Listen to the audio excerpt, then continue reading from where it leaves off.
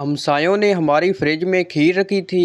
ठंडी होने के लिए पिछले 3 मिनट्स में 50 बार चेक कर देख ली है, कहीं ज़्यादा ठंडी ना हो जाए। तो दोस्तों, वेलकम हो गया आपका हमारे YouTube चैनल में। आज की वीडियो में आपको इतने फ़नी लतीफ़े सुनाए जाएंगे जिनको सुनने के बाद आप हंस हंस कर पागल हो जाएंगे। अभी मजा आएगा ना भिड़ो। बारिश शुरू होते ही सब सोचते हैं, वाओ कितना रोमांटिक मौसम है, और मैं सोचता हूँ फ़ोन चार्ज कर लूँ, अब लाइट चली जाएगी। अगर आप चाहते हैं कि लड़कियां आपको इशारे करें तो आप रिक्शा ले लें। कभी कभी ज़िंदगी में छोटी छोटी चीज़ें भी बड़ी तकलीफ़ देती हैं। यकीन ना आए तो सुई पर बैठकर देखें ज़रा। शादीशुदा हज़रात अगर खुश रहना चाहते हैं तो पहले दिल की सुने, फिर दिमाग की, और उसके बाद वही करें जो आपकी बीवी कहती हैं।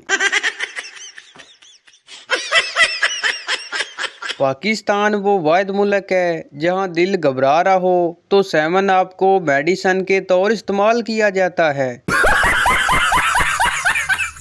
बीवी बोली, सुनो जी, ये ससुराल में दामाद को इतनी इज्जत क्यों मिलती है? शोर बोला, क्योंकि ससुराल वाले जानते हैं कि यही वो मेहमान अजीम हस्ती है जिसने इस तूफान को संभाल रखा है।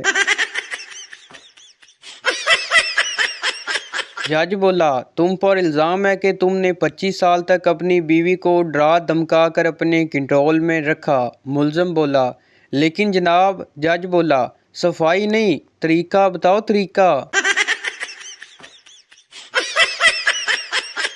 एक लड़का और लड़की किसी हिल पॉइंट घूमने गए। लड़का बोला, ये वो पहाड़ है जहाँ इंसान अपना नाम ले तो जवाब में पहाड़ से उसके महबूब के नाम की आवाज़ आती है। फिर लड़का ज़ोर से अपना नाम लेता है, हारिस। पहाड़ से आवाज़ आती है, आलिया। लड़की अपना नाम सुनकर बहुत खुश होती है। अब लड़की ज़ोर से अपना नाम पुकारती है, आलिया। पहाड़ से आवाज़ आती है, हारून, रशीद, नईम, गौरी, अबू तैमूर, अब्दुल मुतलब, हारिस। लड़का बेहोश।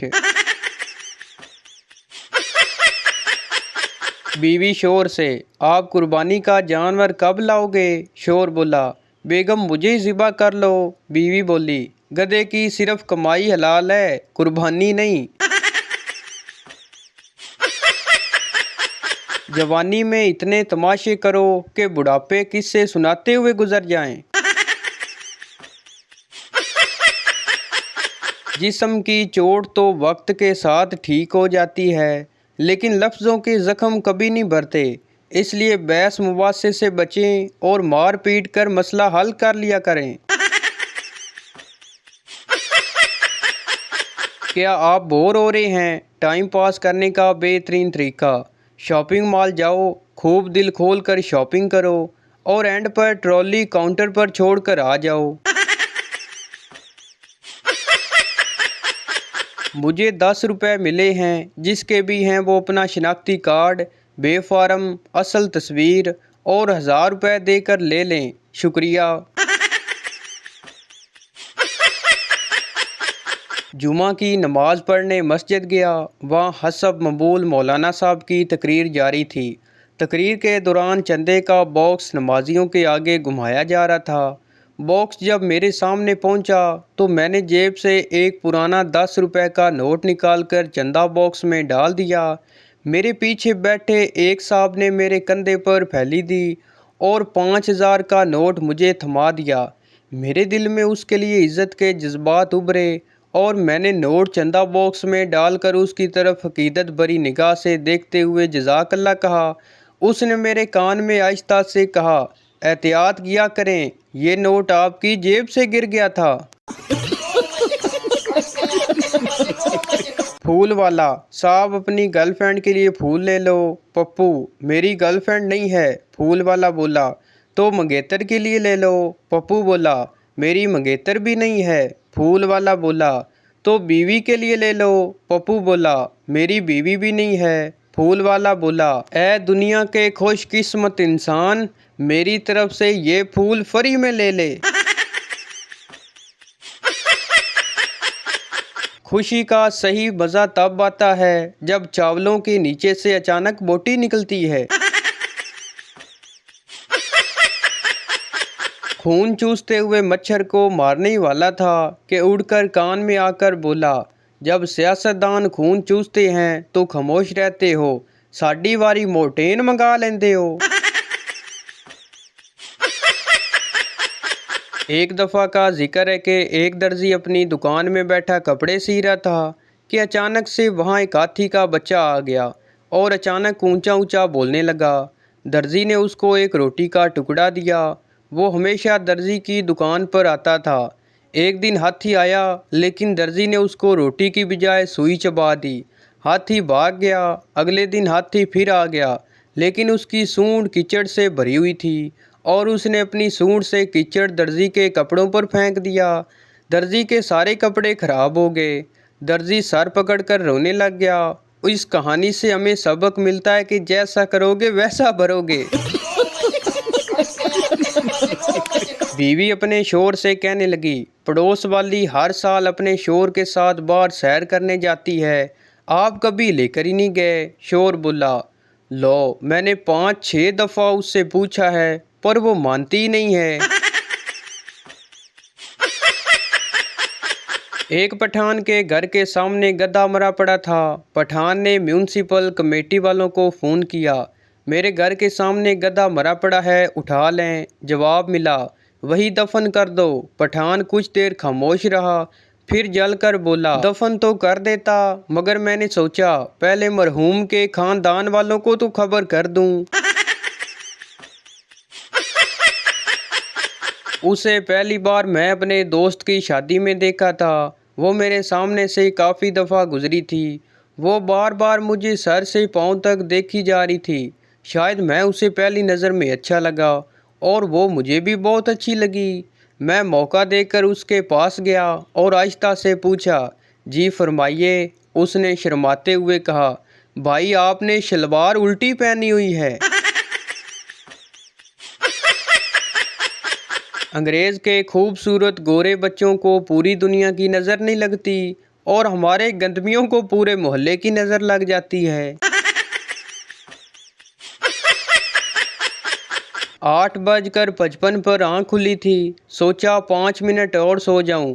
5 منٹ بعد آنکھ کھلی تو اچانک 12:50 ہو گئے۔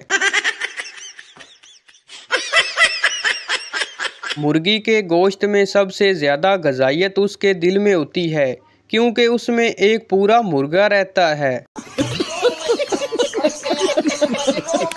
اگر دانش اسی رفتار سے کماتا رہا تو آخری قسط میں پاکستان کا اندرونی بیرونی قرضہ اتار دے گا اور آئندہ پاکستانی حکومت IMF سے نہیں، دانش سے بنا سود کے قرضہ لیا کرے گی۔